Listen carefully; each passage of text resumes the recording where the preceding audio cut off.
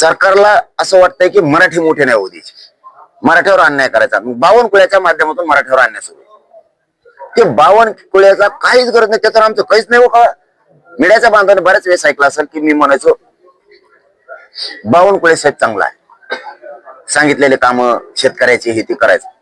याला काय अवदसा सुचली असली, घेणं नाही देणं नाही. प्रचंड नारळ फोडीत असं सध्या भुजबळ.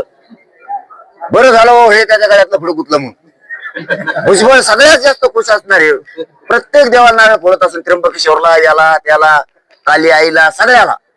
खरंच बाबाने नाही तर त्याला सुद्धा फोड असतं ते. हे रिअल आहे. याला काय अवदसा सुचली. मराठा समाज याच्यावर नाराज नव्हता, काहीच गरज नसतात. काय करणार ते एकटा मरमर करू. आता तिकडून मरमर कोण करतय, लाडभाऊ मरमर करते. इकडून उदय सामंत साहेब, शंभूराजे साहेब करते.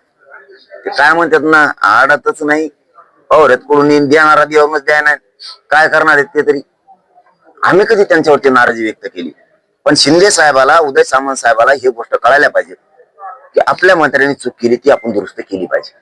मराठ्याचा एक मोठा वर्ग त्यांच्या पाठीमागे, तो जर तुटला ना, पुरं त्यांचा पक्षच उघड्यावर पडतो, पुरा पक्ष.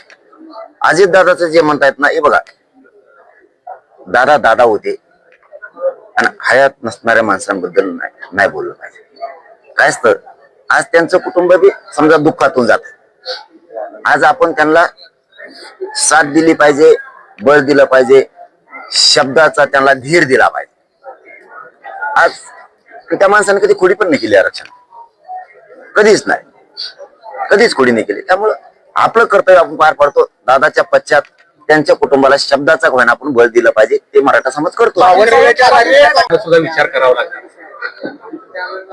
मराठ्याचं वाटोळ करून विचार करतो का तू? त्यांच्याबद्दल विचार करू नको, तुला कोण म्हणलं? मराठ्यांचा वाटोळ करून तू त्यांचं चांगलं करणार का? तू इतकं नालायक माणूस पहिल्यांदा बघितलं हो देशात असं मंत्री नसत. आपण संविधानाच्या पदावर बसलोय. आपल्याला दुसऱ्याच्या लेकरा बाळांचं आयुष्य उद्ध्वस्त करायचे राईट नाहीये. कोणत्या चौकटीत वागायचं तुम्ही? चौकट आम्हाला कशा शिकत? मग ज्यांनी चौकटीत वागायचंय कायद्याच्या, त्याने त्याच्यासाठी मग आम्ही ते वागलं पाहिजे. तू जर पत्र काढतो प्रमाणपत्र रद्द करा, फडणवीस साहेबांनी उत्तर द्या ना, का त्यांनी रद्द केले? तुमचे चूक तुम्ही सुधारा. तसे मराठा समाज हे तरी एकजूट आहे, ऐकणारच नाहीये.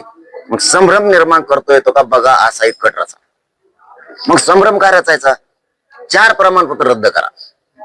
आणि 4 प्रमाणपत्र रद्द झाले की मराठ्यात आपण मीडिया ट्रायल घ्यायची आणि आपण सांगून द्यायचं हे प्रमाणपत्र टिकणार नाहीयेत. मग मराठ्यांच्या गरीबाच्या पोरीने ऍडमिशन घेतलेत, पुरं भयभीत व्हायला लागले ना. पण आमचं नशीबच चांगलं, आम्हाला ते पत्र हाती लागलं, बावनकुळेने दिले. आडून काम नाही करत. कोणचा नेता त्यांनी सांगितलं मग बोलतो मी त्यांना. मी असं बोलत नाही मोगम कुणाचा. बघा, आरोप मी सत्य असेल तर करतो. त्यांच्या अंगात ते समाजावर अन्याय करायचा किडा आहे. किडा मोरुस्त पहिलं फडणवीस नाही राहिला ते माणूस. त्यांनी पहिलं व्हावं, काय अडचण नाही लोकांना.